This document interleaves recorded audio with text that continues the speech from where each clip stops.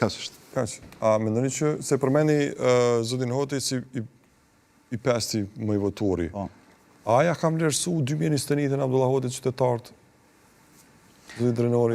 Se ishte një moment i vështirë, tha edhe profesori ishin gjitha shigjetat drejtora kundër LDK-s e PDK-s. Da i mori, për themi, stafetën për të prirë Lidhës Demokratike të Kosovës në një moment shumë të vështirë. Që shtuke një pjesë elektoratit LDK-s nuk e ka pa pro të tillë siç është prezentu, që është faj i kryekpoti Abdullah Hotit, i zotit Abdullah Hoti, në atë ku që LDK-ja ka rënë në drejgje. Sa Mustafa ishte kryetar. Pikërisht. E para. E dyta, që të thamë një mendim pak më të përgjithësuar sa i përket këtë e curisat. Kjo që ka ndodhur është e pritshme, është e nevojshme. Është e nevojshme, as duhet. Nevojshme absolutisht sepse edhe një mandat jam tash unë s'du të them rolin e gjykatës ky grup ose ky grup ka drejt, po punona mi afru disa fakte të cilat unë mendoj që duhet më cek që me i pas edhe publiku. E para. Mirë, po dy grupet s'kan drejt. Jo, dy grupet nuk kanë drejt.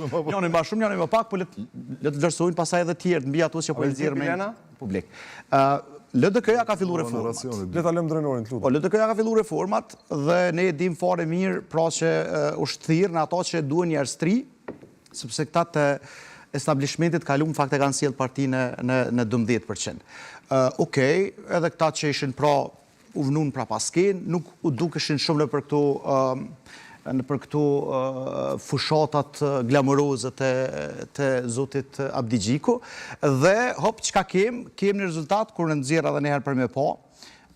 Votuesi ka thonë jo prit se nuk e kalon çash let këtë reforma jote. Prandaj zoti Abdi Gjiku, përveç se s'ka arrit me ngrit LDK në një stad pra për cilën kemi menduar dhe ne dhe ata kanë pas pritje, mrena listës të deputetëve ka shumë figura të njerëzve të cilët ishin shigjeta, si që tha dhe zotit Canaj, me herët që kanë qenë të drejtuar në drejt tyne. Prandaj, unë mendoj që zoti Abdi Gjiku duhet ta kuptoj që nuk i ka jetë zbashmëbar reforma dhe duhet të reflektoj mbi këtë bazë dhe të kuptoj që situata nuk e ka krejt në dorë që të ecë përpara me këtë frym, sepse votuesi megjithatë nuk e ka bërë një gjë të tillë, pra ka bërë tjetër. Unë mendoj që zotin Abdullah Hoti mund ta ketë me çdo vota që i ka marrë, pra që është renditi 5 në listën e LDK-s për deputet, unë mendoj që mund të ketë ndiku edhe po, ishte në zyrën ovale të presidentit Trump, pra pat një lloj suksesi, ne e dim që zgjedhjet në Kosovë u bën pas fitores së zotit Trump, prandaj një pjesë e njerëzve e mbajnë mend atë takim, deshtëm ne na tak nuk humbëm asgjë, ne fitum një njohje për Izraelit dhe ndoshta edhe kjo pak e ka favorizu, pastaj edhe siç e tha edhe zoti Canaj edhe më herët që politik berja në Gjermani tash ka ndryshuar, domethënë kemi një qeveri të CDU CSU, kështu që relacionet e LDK-s me atë parti si motër atje pra sa i përket do të familjes njëjta të partive politike, pra të djathta.